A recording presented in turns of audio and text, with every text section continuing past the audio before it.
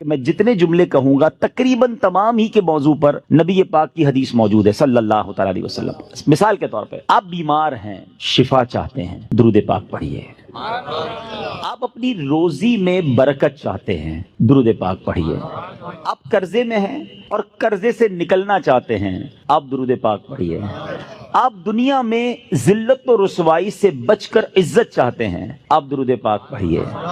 آپ tension free life چاہتے ہیں، کوئی مصیبت پریشانی میں پھنسوں نہ، آپ درود پاک پڑھیے۔ آپ چاہتے ہیں کہ مرتے وقت کلمہ نصیب ہو جائے، آپ درود پاک پڑھیے۔ آپ چاہتے ہیں مرتے وقت نبی پاک علیہ الصلوۃ والسلام کا دیدار نصیب ہو، اور ایسا دیدار نصیب ہو کہ کونین کے والی اپنے ہاتھوں سے قبر میں اتاریں، آپ درود پاک پڑھیے۔ آپ قبر میں نبی پاک علیہ الصلوۃ والسلام کے جلوے چاہتے ہیں، آپ درود پاک پڑھیے۔ آپ منکر نکیر کے سوالات میں ثابت قدمی چاہتے ہیں، درود پاک پڑھیے۔ سنو، قبر میں نبی پاک نظر آئیں اور ان کی پہچان چاہتے ہیں تو درود پاک پڑھیے۔ بروز محشر جب ساری دنیا اٹھے گی، آپ نبی پاک کے پرچم تلے اٹھنا چاہتے ہیں، لواء الحمد کے ساتھ اٹھنا چاہتے ہیں، آپ درود پاک پڑھیے۔ حوض کوثر پر بڑا رش ہوگا، مگر نبی پاک کے ہاتھوں جام کوثر چاہتے ہیں تو درود پاک پڑھیے۔ آپ پل صراط پر گھبراتے ہوئے نہیں، ثابت قدمی سے گزرنا چاہتے ہیں، آپ درود پاک پڑھیے۔ اور سنو، نبی پاک کے ساتھ جنت میں جانا چاہتے ہیں تو درود پاک پڑھیے۔ مدینے جانا چاہتے ہیں، سرکار کے روضے پہ جانا چاہتے ہیں، آپ درود پاک پڑھیے۔ اور سنو، میرے آقا کا دیدار کرنا چاہتے ہیں، پھر بھی درود پاک پڑھیے۔ اب میں نے جتنی باتیں بیان کی ہیں الحمدللہ تقریباً ان تمام باتوں کے پیچھے حدیث پاک موجود ہے، جن کا مطالعہ ہے وہ سمجھ رہے ہوں گے کہ یہ تمام بشارتیں، یہ تمام ریوارڈز، یہ تمام عنایتیں میرے آقا علیہ الصلوۃ والسلام نے احادیث میں بیان فرما دی ہیں۔ اب مجھے بتاؤ اور کیا چاہیے؟ ایک مسلمان کو اپنی زندگی، اپنی موت، اپنی قبر اور اپنے حشر کے بارے میں جو کچھ چاہیے میں نے سبھی تو بیان کر دیا۔ آپ عزت والی زندگی چاہتے ہیں، آپ روزی روزگار میں برکت چاہتے ہیں، ٹینشن فری لائف چاہتے ہیں، ذلیل و رسوا نہ ہو یہ چاہتے ہیں، پریشر میں نہ رہیں یہ چاہتے ہیں، کلمے والی موت ملے، نبی پاک کے دیدار والی موت ملے، قبر میں آقا کے جلوے ہوں، محشر میرے آقا کے ساتھ ہو، اور چاہیے کیا؟ اللہ اکبر، یہ ہے وظیفہ درود پاک۔ ہم اس کو پہچان ہی نہیں سکے، یہ اس درود پاک کی برکتوں کو جان ہی نہیں سکے۔ یہ چابی ہے سکسیس کی، اٹ از دا کی آف سکسیس۔ ایوری پرابلم کا سولوشن درود پاک میں ہے۔ ایسے نہیں لکھا شاعر نے کہ دکھوں نے تم کو جو گھیرا ہو تو درود پڑھو، دکھوں نے تم کو جو گھیرا ہو تو درود پڑھو، جو حاضری کی تمنا ہو تو درود پڑھو۔ اللہ کرے کہ بس اس کو ریئلائز کر جائیں اور اب اپنی زندگی میں درود پاک کو بالکل شامل، ایسا شامل کر لیں۔ اچھا، میں نے جتنی ساری باتیں بتائی نا، ان ساری باتوں کے لیے الگ الگ حدیث تو موجود ہے، میں آپ کو الگ ایک اور خوبصورت حدیث سناتا ہوں جو اس بات کو مزید ایلابوریٹ کر دے گی۔ نبی پاک علیہ الصلوۃ والسلام کی بارگاہ میں ایک صحابی آئے، کہتے حضور صلی اللہ تعالی علیہ وسلم، میں اپنی ضروریات زندگی، کھانا پینا سونا، اپنے معمولات کے بعد اپنی لائف کا 25%، ایک چوتھائی وقت آپ پر درود پڑھنے میں صرف کروں گا۔ نبی پاک علیہ الصلوۃ والسلام نے فرمایا بہت اچھی بات، حدیث کا خلاصہ ہے، تھوڑا بڑھا لو تو اور اچھا ہے۔ کہتے حضور 50% آپ اپنے وقت کو درود پاک میں صرف کروں گا۔ فرمایا بہت اچھی بات، لیکن اور بڑھا لو تو اچھا ہے۔ کہتے حضور اب 75% درود پاک میں ٹائم گزاروں گا۔ فرمایا اور بڑھا لو تو اچھا ہے۔ کہتے بس اب اپنے ضروریات کے بعد حضور سارا دن آپ پر درود پڑھتا رہوں گا۔ فرمایا اگر ایسا کرو گے تو تمہاری ساری مشکلوں کے لیے کافی ہوگا، تمہاری تمام ضروریات کے لیے کافی ہوگا۔ اٹ مینز یہ سولوشن ہے۔ ہم پریشان بھی ہوتے ہیں پھر بھی درود نہیں پڑھتے، ہم قرضے میں ہوتے ہیں درود نہیں پڑھتے، ہمارے کاروبار کی پرابلم آ جاتی ہے ہم درود نہیں پڑھتے، ہم بیمار ہو جاتے ہیں ہم درود نہیں پڑھتے، حالانکہ سب کا علاج ہے۔ سبحان اللہ۔ تو اب آج اس خوبصورت اجتماع میں آئے ہیں، یہ پہلے ریئلائزیشن لے کر جائیں کہ میں نے اب اپنی زندگی میں درود پاک کو بالکل ایسا شامل کر لینا ہے جیسے زندگی میں بہت ساری ضروری زندگی کی چیزیں شامل کی ہیں۔ پہلے تو محبت کے ساتھ درود پاک پڑھ لیں، صلو علی الحبیب صلی اللہ تعالی علی محمد صلی اللہ علیہ وسلم۔ اب میں ایک اور جہت کی طرف بات کرنا چاہتا ہوں۔ فضیلت تو سن لی، مزہ بھی بہت آیا، سبحان اللہ بھی بڑی زور سے نکلا، درود پاک کل سے شامل ہوگا یا نہیں اس کی گارنٹی نہیں ہے۔ اچھا، ہم نے پہلے بھی کئی بار فضیلتیں سنی ہیں، دعوت اسلامی والے تو جب بیان کرتے ہیں پہلے درود پاک کی فضیلت بیان کرتے ہیں، اور جب سنتے ہیں ماشاءاللہ مزہ بھی بہت آتا ہے، لیکن ایک دو دن بعد پھر وہی پورا دن گزر جاتا ہے، درود پاک شامل نہیں ہوتا۔ میں نے بہت غور کیا، سچی بتا رہا ہوں، میں اپنے لیے غور کیا کہ یار بیان تو بڑے کرتا ہے، تیری زندگی میں کتنے درود ہیں؟ کتنے پڑھتا ہے روز درود پاک؟ دنیا کو کہتا ہے روز اتنے 100 درود پڑھو اتنے پڑھو. میں نے بہت غور کیا کہ یار پڑھتا تو ہوں، لیکن جس کو کہے نا کہ زندگی کا جزو لا ينفق بن جائے، ایسا زندگی کا حصہ بن جائے کہ اس کے بغیر زندگی نہ گزرے، تو اس کا طریقہ کیا ہوگا؟ آپ دیکھیں زندگی میں بہت ساری چیزیں آپ کی میری ایسی آئیں جو پہلے نہیں تھیں، مگر ہم نے اس کو زندگی کا حصہ بنایا. مثال کے طور پہ اللہ پاک آپ سب کو ہمیشہ صحت مند رکھے، عافیت میں رکھے، لیکن کبھی کبھی انسان کی زندگی میں ایسا موقع آتا ہے دوائی آ جاتی ہے. ڈاکٹر کہتا ہے آپ کو جناب یہ پرابلم ہو گئی ہے، اب صبح دوپہر شام یہ دوائی پینی ہے آپ نے، اور حال حال میں پینی ہے. ہم کیا کرتے ہیں؟ ڈاکٹر کے سامنے یہ تو نہیں کہتے انشاءاللہ، اس کے بعد گھر چلے جاتے ہیں. ڈاکٹر اگلے مہینے جاتے، کیا ہوا؟ بولا وہ نعرہ تو لگایا تھا، دوائی تو نہیں پی. نہیں، فوراً پلان، ادھر نیت فوراً پلان، باہر نکلتے ہی پہلے اس کا پرچہ لے کے جاتے ہیں میڈیکل اسٹور پہ، 1 مہینے کی دوائی دو. اسٹارٹ شروع کیا نا، نیت کی اور پلاننگ شروع کی سسٹم میں لانے کے لیے. اب ذرا پوائنٹ سمجھیے گا جو میں نے ریئلائز کیا، آج آپ کو فارمولا دے دیتا ہوں.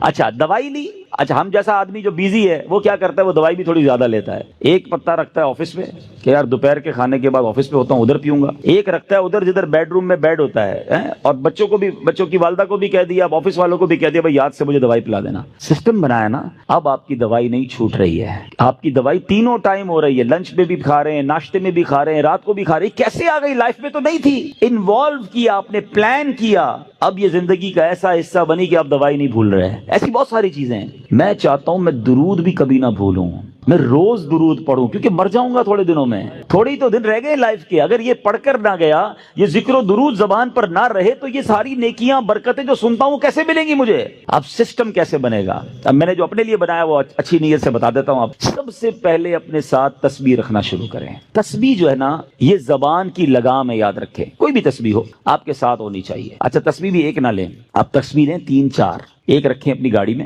ایک رکھیں اپنے بیڈ روم میں جہاں لیٹتے ہیں نا اپنے ساتھ ادھر، ایک رکھیں اپنی آفس کی ٹیبل پر. یہ تسبیحاں آپ کو یاد دلائیں گی درود باقی ہے، ذکر باقی ہے. جدھر موقع ملے آپ کو کوئی کہنا یار 5 منٹ میں آتا ہوں، 5 منٹ میں موبائل نہ نکالیں اور براؤزنگ شروع نہ کر دیں، 5 منٹ میں نکالیں تسبیح اور آپ درود پڑھنا شروع کر دیں. وہ 5 منٹ میں بھر لیں، نہیں 10 منٹ میں آ جائے مسئلہ نہیں، میرے 100 درود ہو جائیں گے. آپ کو انتظار مہنگا نہیں لگے گا، آپ کو ویٹنگ ٹائم بور نہیں کرے گا. آپ کو پتہ ہے اس نے انتظار کرایا، میرے نہ جانے کتنے گناہ معاف ہو چکے ہیں. ایک دوسرا فارمولا. اچھا کسی کو یہ نہ لگے میرا تسبیح کا کاروبار ہے، مولانا صاحب کنٹینر بک کر کے آئے اور آج جناب سب کو 4 تسبیح کا کہہ رہے ہیں. میرا کوئی تسبیح کا کاروبار نہیں بھائی. میں جو اللہ جانتا ہے میری نیت کیا ہے کہ میری اور آپ کی لائف میں درود پاک ایک ایسا جز بن جائے کہ میرا کوئی دن نہ گزرے کثرت سے درود پڑھے بغیر.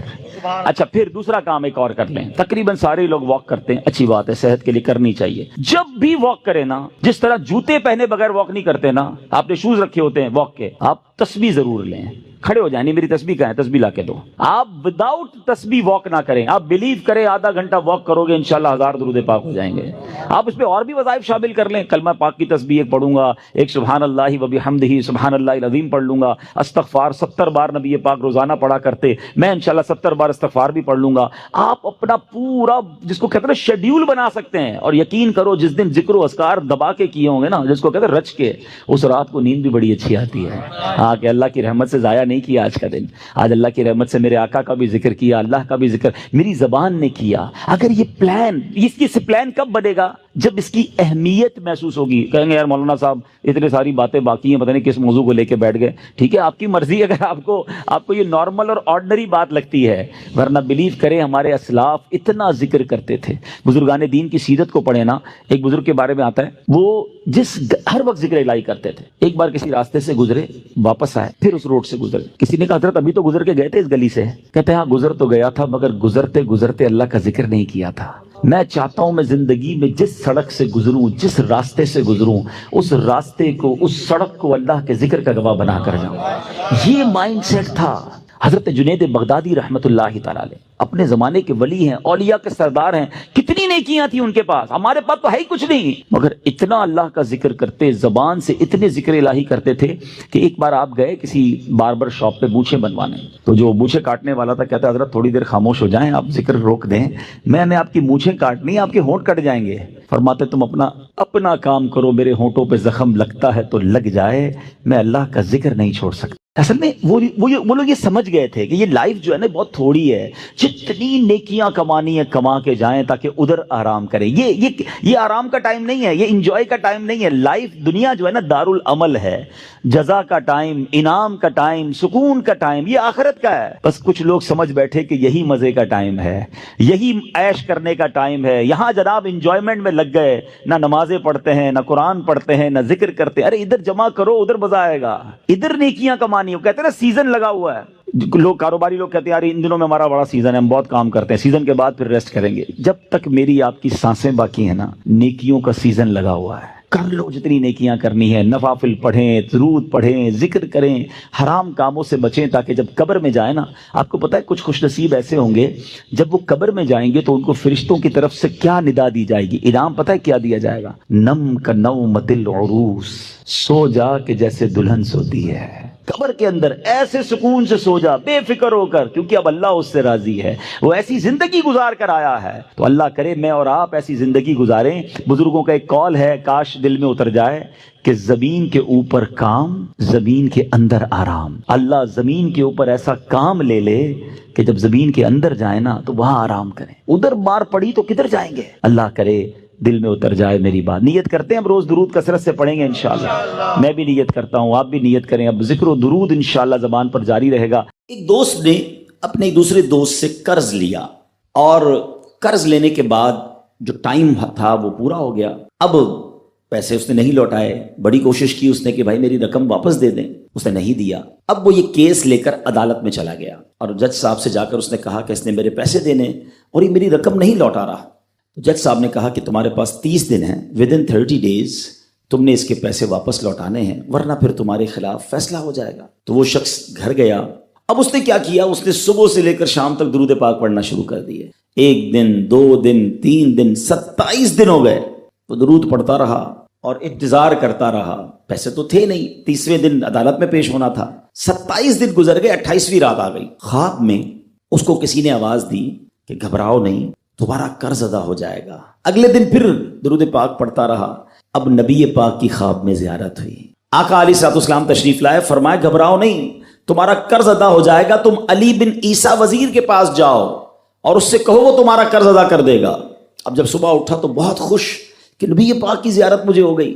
لیکن پھر خیال آیا کہ میں اگر وزیر صاحب کے پاس گیا اور انہوں نے مجھ سے کوئی ایویڈنس مانگ لیا، کوئی پروف مانگا، کہ میں کیسے مان لوں تمہیں نبی پاک نے بھیجا ہے؟ اس بات پر تو میرے پاس کوئی دلیل نہیں ہے. اب 30ویں رات آ گئی، آخری رات ہے، صبح عدالت میں جانا ہے. درود پاک پڑھتے پڑھتے سو گیا. سرور کائنات علیہ الصلوۃ والسلام نے خواب میں پھر کرم فرمایا. فرمایا علی بن عیسیٰ وزیر کے پاس جاؤ، وہ تمہارا قرض ادا کر دے گا. کہ حضور میں چلا تو جاتا، مگر اگر وہ مجھ سے یہ کوئی پروف مانگتا، کوئی ایویڈنس مانگتا تو میں کیا جواب دیتا؟ پیارے آقا علیہ الصلوۃ والسلام نے فرمایا کہ ایسا کرو، اسے یہ کہنا کہ آپ کا ایک راز ہے جو آپ جانتے ہیں اور رب جانتا ہے، اور وہ راز یہ ہے کہ آپ روزانہ فجر کے بعد 5000 بار درود پاک پڑھتے ہیں، اور جب تک درود پاک مکمل نہیں ہوتے آپ کسی سے بات نہیں کرتے. اب جب صبح اٹھا تو بہت مطمئن کہ اب تو دلیل بھی آ گئی ہے. پہنچ گیا صبح صبح علی بن عیسیٰ وزیر کے پاس. اس کا دربار لگا ہوا ہے. اس نے پیغام بھجوایا کہ میں علی بن عیسیٰ وزیر صاحب سے اکیلے میں ملنا چاہتا ہوں، پیغام لایا ہوں. درباری نے آ کر پوچھا، وزیر صاحب پوچھ رہے ہیں کس کا پیغام لایا ہو؟ کہا میں نبی پاک علیہ الصلوۃ والسلام کا پیغام لایا. فوراً وزیر صاحب نے بلا لیا. کہا فرمائیے. کہ مجھے میرے آقا علیہ الصلوۃ والسلام نے کہا ہے کہ آپ میرا قرض ادا کر دیں. میں 3000 دینار کا مقروض ہوں. Today is the last day in the court. آج مجھے کورٹ میں پیش ہونا ہے. اگر آج میں نے اپنا قرض ادا نہ کیا تو مجھے جو ہے وہ سزا ہو سکتی ہے. علی بن عیسیٰ کہتا ہے میں بالکل آپ کا قرض تو ادا کر سکتا ہوں، مگر مجھے کیسے پتہ چلے، کوئی دلیل ہے، کوئی پروف ہے کہ آپ کو نبی پاک علیہ الصلوۃ والسلام نے بھیجا ہے؟ کہتا ہے ہاں، خالی ہاتھ نہیں آیا، آقا نے دلیل بھی عطا فرمائی ہے. اچھا بتائیے کیا دلیل ہے؟ کا دلیل یہ ہے کہ آپ کا ایک راز ہے جو صرف آپ جانتے ہیں اور آپ کا رب جانتا ہے. 5000 ٹائمز ڈیلی آپ درود پاک پڑھتے ہیں فجر کے بعد، اور جب تک یہ درود پورے نہیں ہوتے آپ کسی سے بات نہیں کرتے. آپ ذرا پہلے تھوڑی دیر کے لیے امیجن کریں کہ جو وزیر 5000 بار روز درود پڑھتا ہوگا وہ عاشق رسول کیسا ہوگا. اس کی تو لاٹری نکل آئی نا، وہ تو خوشی سے جھوم اٹھا، کہتا مرحبا یا رسول اللہ، میرے درود پاک قبول ہو گئے، بہت خوش. اب ابھی بیٹھے ہیں آپ، کمرے میں گیا، واپس آیا اور 3000 نہیں 9000 دینار لے کر آیا. کہتے 3000 تو نبی پاک کا حکم، مرحبا یا رسول اللہ. 3,000 اور لیجیے. آپ نے اتنی اچھی خبر مجھے سنائی, اتنا پیارا خواب سنایا, آپ کے قدم میرے گھر تک آئے, اور 3,000 مزید لے جائیے. اس سے اپنے بچوں کے لیے کوئی کاروبار شروع کیجیے, اور ایک وعدہ بھی کیجیے, زندگی میں آئندہ جب بھی آپ کو کوئی ضرورت پڑے گی نا, آپ میرے پاس آئیں گے, میں آپ کا بھائی ہوں. اب یہ دیوانہ بڑا خوش ہو کر عدالت پہنچا. اچھا, everybody expecting over there, سب یہ سوچ رہے تھے کہ یہ اس نے آج گرفتار ہی ہونا ہے, کیونکہ تھا ہی کچھ نہیں اس کے پاس, پہلے ہی کہہ دیا تھا کہ میں کولیپس ہو گیا ہوں. اب عدالت میں جاتے ہی اس نے 3,000 دینار جج صاحب کو دے دیے کہ صاحب اس کا میرا قرضہ ادا کر دیں, میں جو ہے وہ اپنے قرضے سے بری ہونا چاہتا ہوں. جج صاحب ہوتے ہیں, انہوں نے کہا قرضہ تو ادا کر دیں گے, پہلے بتاؤ پیسے لائے کدھر سے ہو؟ تم تو کہتے تھے پیسے نہیں تھے تمہارے پاس, اتنی بڑی رقم کیسے انتظام کی؟ اب بھری عدالت میں گویا اس نے زبان حال سے یہ کہا کہ اتنا دیا سرکار نے مجھ کو, اتنی میری اوقات نہیں, یہ تو کرم ہے ان کا, ورنہ مجھ میں تو ایسی بات نہیں. اب اس نے بھری عدالت میں پورا واقعہ سنایا کہ میں نے تو کچھ نہیں کیا, آقا خواب میں تشریف لائے, میں وزیر صاحب کے پاس گیا, انہوں نے یہ پیسے دیے. سنو اس زمانے کے جج بھی کیسے ہوتے تھے. وہ جج دوران عدالت اپنے کرسی سے اٹھ کر کمرے میں چلا گیا. تھوڑی دیر بعد جج صاحب واپس آئے اور 3,000 دینار اس کے ہاتھ میں دیتے ہیں. کیا سارا ثواب علی بن عیسیٰ لے جائے گا؟ میں بھی تو آقا کا امتی ہوں, تمہارا قرضہ میں ادا کرتا ہوں. اچھا, اب جس نے کیس کیا تھا, سبحان اللہ, کیا ماحول تھا, کیا انداز تھا, کیا دل تھے, وہ بھی تو دیکھ رہا ہے, کہتا ہے میں بھی تو آقا کا امتی ہوں, رکے ذرا, کاغذ قلم دیجئے, بندے کو میں قرضہ ہی معاف کر دیتا ہوں. اچھا, قرضہ ہو گیا معاف. اب جو 3,000 جج صاحب نے دیے تھے, وہ بندہ کہتا ہے جج صاحب ہوں واپس لے لو, میرا تو قرضہ ہی ادا ہو گیا. تو جج صاحب کہتے ہیں جو پیسے آقا کے نام پر نکال دیے میں نے واپس نہیں لینے, یہ سارے تم ہی لے جاؤ. اب یہ 12,000 دینار لے کر یہ عاشق رسول جھومتا ہوا اپنے گھر پر جا رہا ہے. اے میرے پیارے اسلامی بھائیوں, ایک رات پہلے ایک سنگل پینی اس کے پاس نہیں ہے, اور اگلے دن 12,000 دینار ہیں. درود پاک وہ وظیفہ ہے جو دل سے پڑھا جائے تو سبحان اللہ یہ مصیبتوں کو ٹالنے والا وظیفہ ہے, یہ پریشانیوں کو دور کرنے والا وظیفہ ہے. اور یہ میں نہیں کہہ رہا, خود سرور کائنات علیہ الصلوۃ والسلام کی حدیث ہے جس کا مضمون ہے کہ جو پریشانیوں میں ہو, جو مصیبتوں میں ہو, اس کو چاہیے کہ مجھ پر درود پڑھے, کہ درود پریشانیوں کو لے جاتا ہے, مصیبتوں کو لے جاتا ہے. ایک شاعر نے کیا خوب لکھا ہے, اور واقعی حق لکھا ہے, ہر درد کی دوا ہے صلی علی محمد. کلمہ طیبہ کا ورد کرتے رہا کرو. ہاں, یہ بھی ہم نہیں کرتے ہیں. پڑھے لا الہ الا اللہ محمد الرسول اللہ صلی اللہ تعالی وسلم. آپ کو پتہ ہے حدیث میں کیا فرمایا؟ افضل الذکر, سب سے افضل ذکر حدیث میں پتہ ہے کیا فرمایا؟ لا الہ الا اللہ. اس کو سب سے افضل ذکر کہا گیا. اب میں پوچھتا نہیں, ہاتھ نہیں اٹھاتا, اپنے دل سے پوچھ لو پورے ہفتے میں کتنی بار کلمہ پڑھا ہے. یار روز ایک تسبیح تو کلمے کی پڑھو.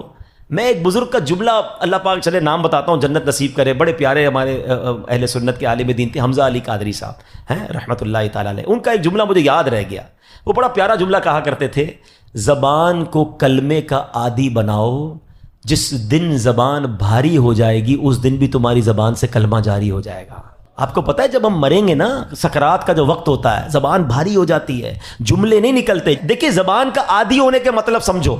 مثال دیتا ہوں, موٹر سائیکل پہ, گاڑی میں آپ کہیں جا رہے ہیں, اچانک بریک لگا, سامنے سے کوئی گاڑی آئی اور آپ کی گاڑی نے زور سے بریک لگایا, کیا نکلتا ہے زبان سے؟ اپنے آپ سے پوچھو. کچھ لوگوں کے منہ سے اس وقت گالی نکلتی ہے, اب کچھ نہ کچھ ایسا گندا نکلتا ہے, برا نکلتا ہے. اور الحمدللہ کچھ لوگ ایسے جس کا اس وقت نکلتا ہے یا رسول اللہ ہے, یا اللہ, لا الہ الا اللہ. کیوں؟ یہ جملہ سمجھنا میرا, جو برتن میں ہوتا ہے نا وہی چھلکتا ہے. جس کے اندر گندگی بھری ہونا ہے, گندی باتیں, بے حیائی, برے دوست میں بیٹھنا, گالی گلوچ, جب بھی اس کو جھٹکا لگے گا نا, جب بھی اس کو تکلیف پہنچے گی, چونکہ اندر گندگی بھری ہوئی ہے تو دھکا لگنے پر وہی باہر نکل رہا ہے.